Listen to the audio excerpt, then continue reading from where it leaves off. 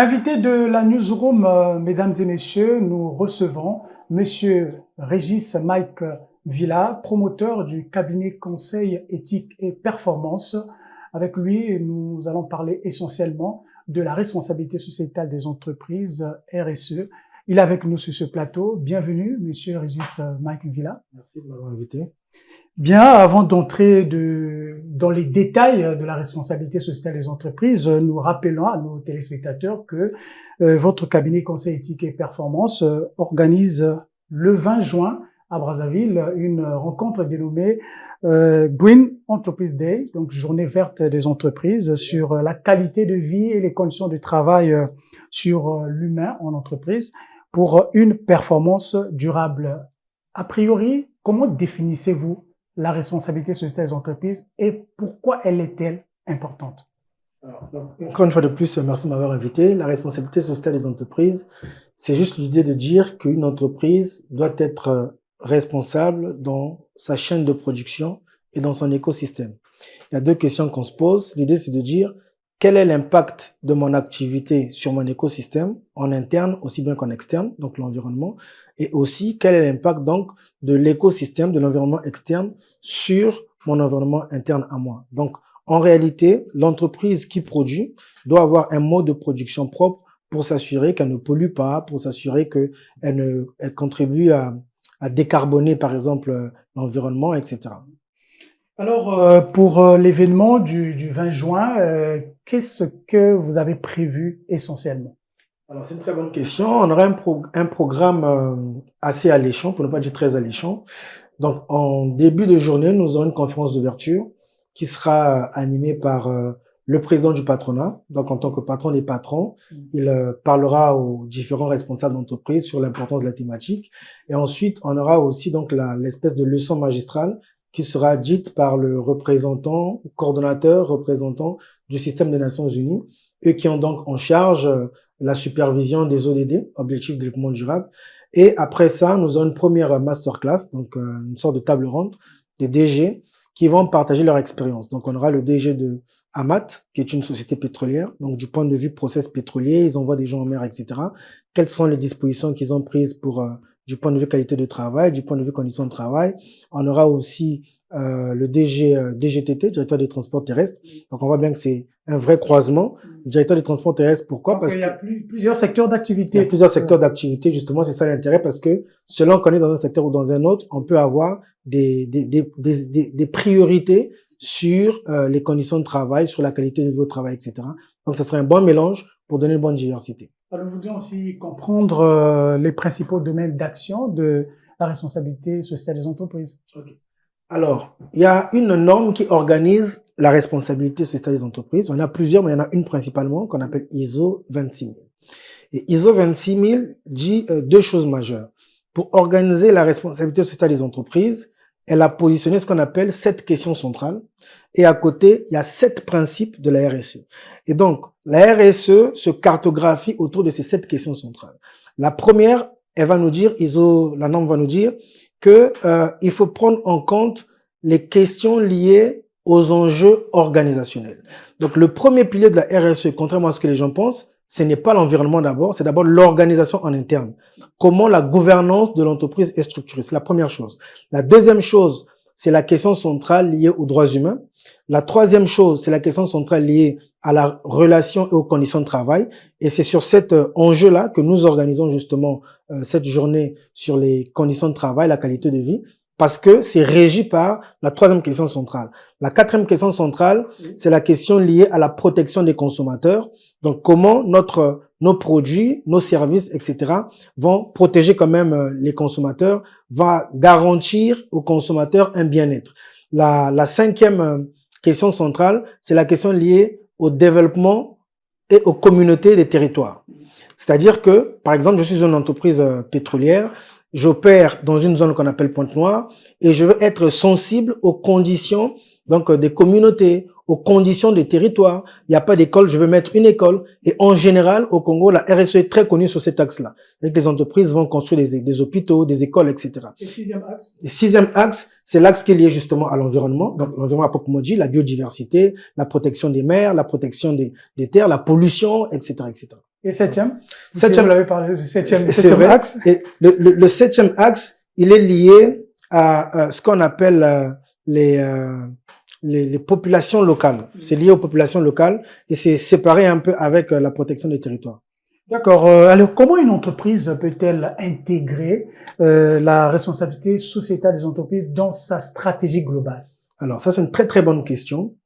Il y a plusieurs façons de faire, mais on va avoir une démarche assez classique. La première chose, c'est que la RSE, la responsabilité sociale des entreprises, ne doit pas être distincte de la stratégie globale de l'entreprise. Il faut que la RSE soit intégrée dans la stratégie globale de l'entreprise. Et donc, pour ce faire, en réalité, on a quelques étapes. La première chose à faire, c'est faire l'état des lieux. L'état des lieux va nous permettre de constater en entreprise quels sont nos process qui intègrent les éléments de la RSE, par exemple les 7 questions que j'ai citées tout à l'heure. C'est l'idée de se dire, par exemple, si j'ai une chaîne logistique ou une chaîne de commande, dans ma chaîne de commande, quel est le maillon qui intègre un aspect de la RSE? Donc, on va faire cet état des lieux-là.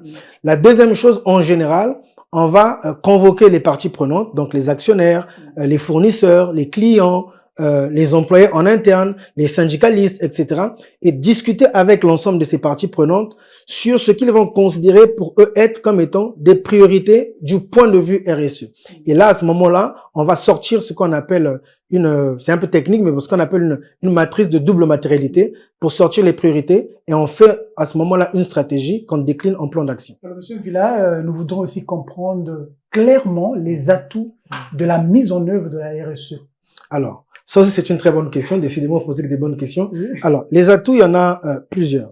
Beaucoup d'entreprises considèrent la RSE comme étant une contrainte, comme étant un point de charge supplémentaire. Mais en réalité, la première chose que je veux dire, c'est que la RSE, c'est un investissement. Il y a un paradoxe assez parlant. Vous ne pouvez pas investir sur l'outil de production. Vous ne pouvez pas investir sur des projets structurants sans investir, par exemple, sur l'homme. Puisqu'on vient de comprendre que la RSE, ce n'est pas que l'environnement, c'est aussi comment je prends en charge le bonheur de mes employés. Donc l'idée, c'est de se dire, si je considère que mes employés sont au centre de ma stratégie, naturellement, ils doivent évoluer en compétences, ils doivent grandir en compétences. Donc investir, par exemple, sur la formation des employés, c'est un élément majeur de la RSE. Donc les atouts de la RSE, c'est que d'abord, on va avoir une entreprise responsable, du point de vue environnement. Pourquoi? C'est très important ce que vous dites. Pourquoi? Parce qu'en réalité, vous savez, tout est lié. Je ne peux pas considérer que je suis dans un marché où il y a des clients qui finalement, eux, font mon chiffre d'affaires et que je ne me préoccupe pas, in fine ou de façon indirecte, des conditions ou des milieux dans lesquels évoluent ces clients ou mes consommateurs. Donc, si je produis, je dis une bêtise, par exemple des tomates, ceux qui vont au marché, c'est quand même dans mon intérêt de me rassurer que tous les jours ils vont au marché. Donc, le chemin qui les emmène, par exemple, vers ce marché-là, c'est dans mon intérêt qu'il soit un chemin ou une route entretenue, par exemple. Donc, j'ai intérêt à investir sur cette route-là pour contribuer aussi à leur conditions de vie, à leur qualité de vie dans la communauté, etc. Alors, avant de clore cet échange, alors comment on peut mesurer l'impact de la RSE dans une structure quelconque? Alors, ça va dépendre. Il y a des outils très précis et très concrets, et ça va dépendre des domaines dans lesquels on veut mesurer l'impact de la RSE. Vous pouvez mesurer l'impact de la RSE, par exemple, du point de vue bilan carbone. Donc, il y a toute une technique aujourd'hui avec des outils bien précis pour mesurer le bilan carbone d'une entreprise et même de chacun des individus. Par exemple, je dis une bêtise, si vous êtes un journaliste et que vous allez en reportage 4 fois par semaine, entre le moment où vous quittez votre direction, votre siège, pour aller au lieu du reportage, vous prenez un véhicule et vous allez emprunter un véhicule au point de départ, vous arrivez au point du reportage, vous revenez à votre endroit, etc. Vous avez un bilan carbone personnel tous les jours. Donc, pour mesurer ça, on va mesurer le nombre de journalistes que vous envoyez en reportage par jour, par semaine, et on va évaluer en fonction du trajet qu'ils ont fait et du type de moyen de transport qu'ils ont pris, par exemple, le carburant du véhicule et en quoi, avec la quantité que ça a contribué à polluer un peu l'environnement. Et là, on va sortir des statistiques avec des outils très précis pour dire sur votre chaîne de télévision, par exemple, voici sur 10 journalistes, voici le bilan carbone. Et pour être un peu en phase aujourd'hui avec les normes internationales, vous devez le réduire à X%, à Y%, etc. Alors, une préoccupation particulière liée à l'événement du 20 juin. Oui. Une préoccupation particulière, pas de préoccupation majeure, sinon encourager les entreprises, notamment les chefs d'entreprise, les responsables des ressources humaines, les responsables QHSE, les responsables RSE, à venir à cette journée. Il y a encore quelques places disponibles parce que ça sera une belle journée de formation. Je le répète encore, merci de l'occasion que vous me donnez pour le préciser. Ce n'est pas une conférence, c'est une journée de formation où on vient véritablement pour être formé. On aura des ateliers bien précis, des ateliers collaboratifs sur le sport, sur la santé, sur la gestion du stress pour comprendre un peu comment optimiser notre... Certainement. Oui, ça a un coût. Je ne sais pas si je peux le dire ici.